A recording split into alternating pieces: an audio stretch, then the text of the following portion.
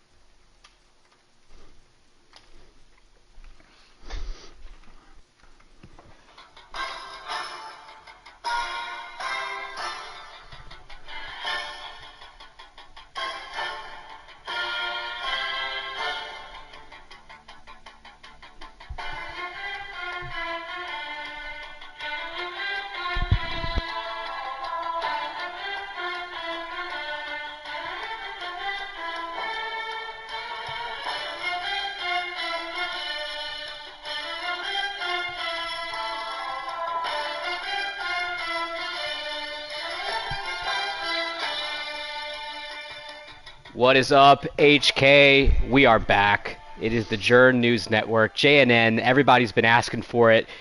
We weren't sure if we were going to come back. I'll be honest. It was it's touch and go there for a while, but we had too many fans, wanting us to come back and to do another broadcast and to really bring back the energy that HK, quite frankly, has been missing for quite a long time. So without further ado, we are back with this emergency broadcast brought to you by JNN. I am here vibing. We're having a good time. I'm joined by HK's Gordon Ramsay himself, my good friend Mikey. Mikey, say hello. What's up, everybody? Man, I'm going to say this, man. I hear that song, I get hyped. Dude. I get hyped. I got shellacked my last game, and if I would have heard this, if I would have done this podcast prior to playing Cheese Dev, man, I would have blown him out. Yeah, you would have only thrown like 4 interceptions instead of 6 or whatever it was. It would have been amazing. Hey, Jonathan Taylor would have ran through a fucking wall for you. Yeah, absolutely. Mikey, I have a question for you before we start. What are we sipping tonight? What are you drinking? Elijah Craig. Elijah Craig. I knew you'd have something in your hand. I'll tell you what though, Mikey. I'll tell you what I'm sipping on. I'm sipping on these good vibes. The good vibes are always flowing. We got big news tonight. We're like 90 minutes away from Friday itself, which always brings the vibes. I can't describe how awesome the atmosphere is right now. That's what I'm drinking, because I love it. I've been over the past months that have been going on since our last JNN broadcast. I've been offered money, gifts, services, if you will, if you know what I mean, just begging me to bring the podcast back. Devin even tried to give me one of his children in Indy and said, "Jern, please just have another broadcast." Mikey was there; he can vouch, right? True story. True story. I don't know which child it was, but one was offered. It was probably the ugly one. I'll be honest, but he should at least give me like the second, not the second ugliest one. Like if you want value, put up or shut up. But Devin, fortunately for you, or unfortunately, I don't know, I don't have any kids, I'm not taking your child, so you get to keep him, and I'm still giving you a podcast. We're going to feed you regardless. JNN is back, and so is HK Fantasy. It's better than Pick'ems. There's no doubt about it. Everybody loves fantasy, and it's coming back. Thanks to Niles and myself, we brought My Madden to the league, which I think has been a pretty awesome addition. I think it's way better than Daddy Leagues. And My Madden tracks fantasy stats, and it actually works. And so what we're going to do is we're going to be able to export the stats from My Madden to allow us to quickly tally these fantasy scores. So the burden's a lot less. We reached out to the crack R&D team here at JNN. We asked them to, figure out something and make it happen. And that's what they did, by the grace of God. So how this will work, we're going to have 5 players this year. So each week you'll select 5 players to put in your fantasy lineup. You don't have to play. You don't have to choose 5 players. You can choose no players if you want. You want to be a loser and not get free dev points. But if you do want to play 5 players, Mikey, what positions are we running this year? All right, so it's going to be 5. Quarterback position, Derek Carr. At the running back spot, you got, your boy JT. Of course. At wide receiver, yeah, I don't have any of those. Yeah, no. So we got one not on my team. So we got a quarterback position, we got a running back position, we got a wide receiver position, we have a tight end, and we have a flex. I know we did kicker in the past, but we're throwing that one out the window. So it's those 5 positions: QB, RB, wide receiver, tight end, and a flex spot. Right. So 2 big changes there. First, no kicker. Sorry to whoever was Bears kicker back in the day. I think OGs will remember that Bears kicker was picked every week by like 10 people. Sorry, Bears kicker, you're out. I don't think my Madden tracks kicker stats, so we're not going to track it here for fantasy. Instead, what we did was we added the tight end position back. If you remember back in the day, tight ends used to be a pretty good feature that we had in fantasy, but then everybody just started picking Dawson Knox because the original cheese man himself, Emmanuel, would just throw to Dawson Knox, and that's the only person he threw to the entire game. So we had to get rid of him because we had to get rid of the tight end position because everybody was just choosing Dawson Knox every week. But we're bringing it back. It looks like we have, like based on the stats this year and last, it looks like we have a little bit more of a range of usable tight ends. There are still a couple out there that are a little bit higher than the rest, but there's a little bit of variety there, and I think people will bring it upon themselves to make sure to spread it around and picking tight ends that might be boom or bust. For example, our new Rams user is killing it with Cheese Dev's tight end from last year with Jacob Harris, the 6'7" guy or whatever with like 90 speed. So there are options out there. So we're bringing it back. Plus, this version of Madden, this Madden 22, is kind of a tight end friendly game in my opinion. So it just feels right to have the tight end in the fantasy that we're doing. Yeah, and you also got Q-Steen coming back, and he has Andrews and Waller, so that's pretty good options. You also have myself. My tight end got hurt, and little did I know, I ran a 3 tight end bunch, and Dante Hightower made some catches my last game without me noticing. So there's also Dante Hightower, the middle linebacker, ladies and gentlemen. He's pulling a book out of the old Mike Vrabel playbook, or pulling a play out of the Mike Vrabel playbook. That's impressive. Very impressive. Have you watched Man in the Mirror yet, by the way? Or not Man in the Mirror, Man in the Arena, whatever it's called, the Tom Brady documentary? No, I have not. Oh, it's so good. They have an episode where Vrabel's tight end expenditures were talked about. So how this will work is each week I'll ask for lineups whenever we advance, or you can just post them. You don't have to wait for my permission to post your fantasy lineups. You can just do it once we've advanced to the next week. Just get them in. Lineups will lock at advance, so I'm not going to take any more lineups if we advance. You can't post a lineup. Maybe like a 5-minute grace period if none of the games have kicked off, but once that first game kicks off, we're going to lock it off. A couple rules for your posts when you post your lineups, just to remind everyone and to inform anybody who wasn't in the league whenever we did this last time, do not edit your posts. Do not edit your fantasy lineups. If you edit your post and it shows a little thing that says bracket edited end bracket, I can see that. You can't go back after the game starts and say, oh man, my tight end didn't do very well, and change it to Brevin Jordan. You have to leave your post unedited.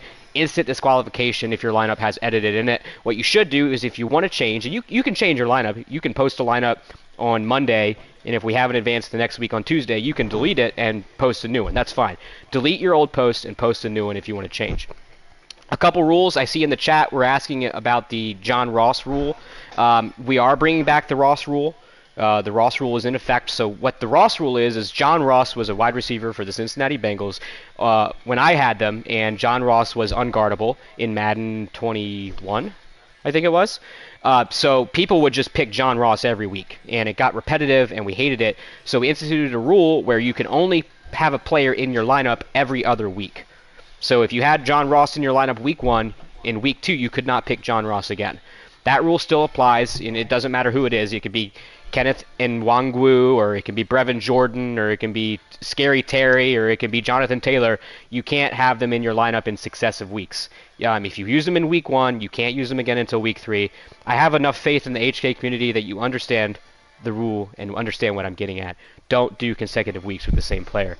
It just kind of encourages people to be a little bit more creative, and it makes the fantasy weeks not spin on one or two players that are different. Because if everybody picks the same one, it's not really fun. So, yeah, the Ross rule is coming back. I will be checking. I check it every week. If I do see that you're violating the Ross rule, you have a player that played in your fantasy lineup the last week, playing it this week, you'll have a 0 for that player in the second week. If you sit out a week, so sometimes if you don't play, like you forget to post a lineup or you're out of town or whatever. So let's say you post a lineup in week 1, you don't post a lineup in week 2. In week 3, you can use that player again. There is a week gap between that, so that doesn't violate the Ross rule.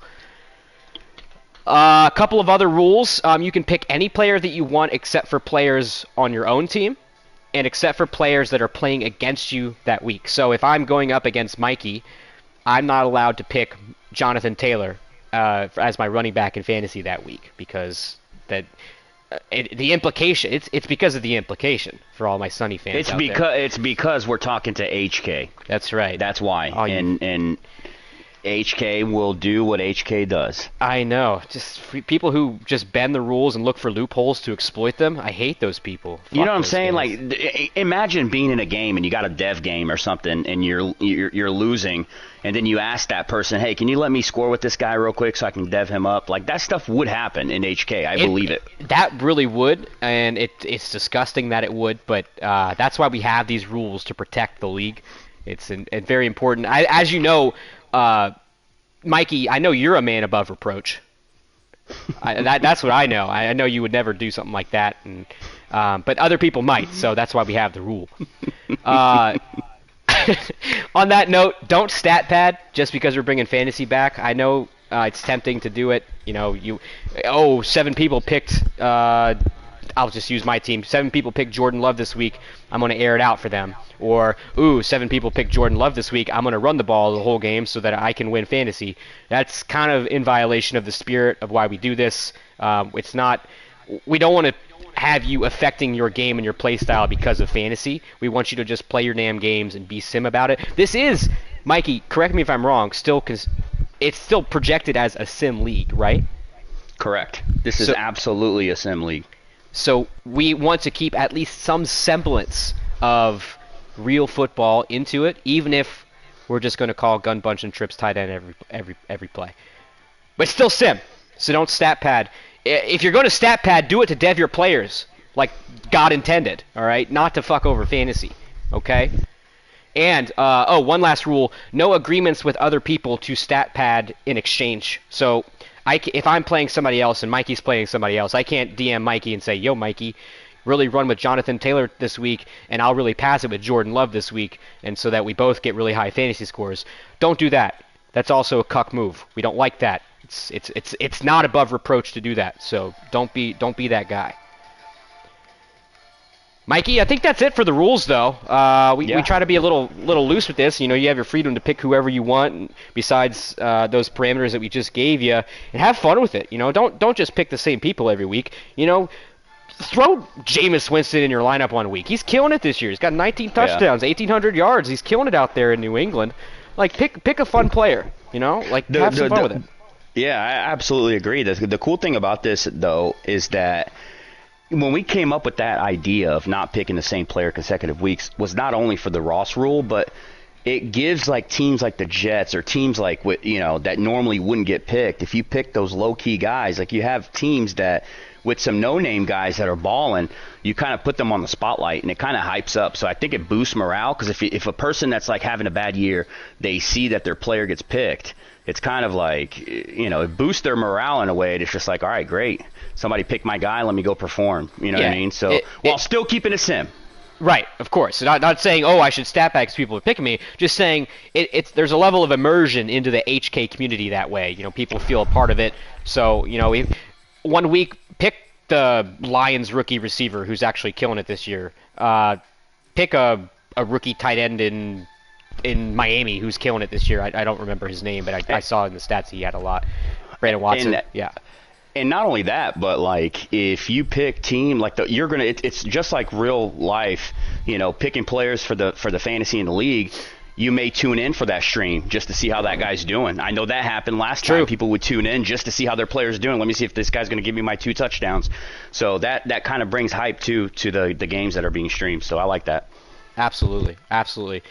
So with that, you know, you have your freedom to do what you want, but you know, just keep strategy in mind. You know, I'm really interested to see how it'll play out because we're obviously going to have to shake some rust off. I don't know if the scores are going to be really low the first few weeks as people kind of reacclimate to paying attention to stats and who's killing it and stuff like that. But you know, I'm really interested to see how are people going to, you know, prioritize who they pick, because I think this Madden plays a lot different than Madden 21. In terms of who's always open. So, you know, obviously, I've been on the crusade against check down Charlie since the game came out. And, you know, are you going to pick a running back who's a big, strong guy who doesn't get a lot of catches? Or are you going to pick the guy who is like a scat back, but he gets a bunch of receptions? It'll be interesting to see how people play that out.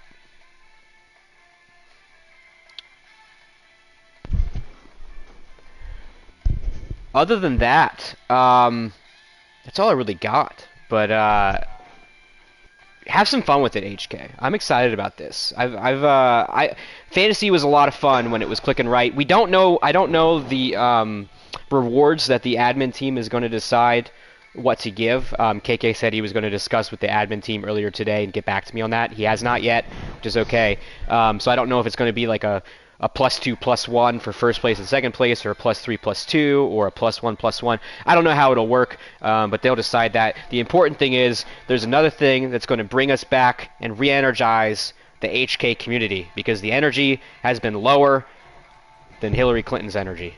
We need some stamina, all right? Some stamina in this place, and so that's what this is going to bring. I have not opened my inbox yet, so I have no idea what the other admins are going to decide. So we haven't discussed, but we will shortly, and we'll let you know. So now it's week 6. So as of now, guys, we're going to start the channel here shortly. You guys can post your week 7. Very thankful for Jern, first of all. You know, there's a lot of work that goes into this and calculating all these points. We know Cheese Dev, being a 19-year-old with nothing to do, couldn't last more than a season. So it takes a lot of work, especially for someone so busy like Jern. So we appreciate that, Jern. So I'm hyped. I'm here to serve, sir.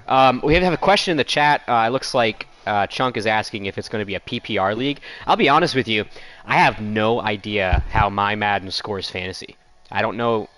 They have a bunch of different stats that they track. I'm not sure if everything that they track goes into the formula, but they spit out a formula and they say, here's how many fantasy points you got, and that's what I'm just going to use. I'm just going to use the fantasy points that my Madden says the person earned. It's the easiest way. It takes out the guesswork of, oh, did you get 9 yards or 10 yards? Because if you get 9 yards, that's an extra point. I'm just going to go off of what my Madden does. So if you want to do some research yourself, you can go to the stats page, and I think on all the stat leaders pages, if you open up the full stats, it has a column on the far right that says points. That's fantasy points. So you can look for yourself and kind of see what it's prioritizing. But I'm going to leave that up to you. Play some Moneyball a little bit and get into it and try to figure out strategies. If you notice, our running backs that get more catches routinely outscoring running backs that don't get catches but carry the ball more. I don't know the answer to it, but you can figure it out for yourself and plan accordingly. That's part of the fun. I will say though that you will get credit. So each player, their passing, rushing, and receiving stats will count towards your total. So I just don't know if points per reception is a thing, but I know your yards and your touchdowns for sure go into your receiving points, and for your running backs, they will get credit for the catching stats that they have. Your quarterbacks will get credit for the rushing stats that they have. Your receivers will get credit for the rushing stats they have. I mean, if they pass a touchdown, if you want to call a halfback pass and chuck it down the field, and you somehow don't throw an inaccurate pass interception while doing that, you'll get credit for passing stats too. So, start a punter and throw 3 fake punt passes. I don't care. Good question though. My answer is figure it out. Other than that, boys and girls, we appreciate you tuning in to this emergency broadcast of the Journal News Network. Very excited. We will create the fantasy channel very soon. You can begin posting your Week 7 lineups. Other than that, have a great damn day. See ya.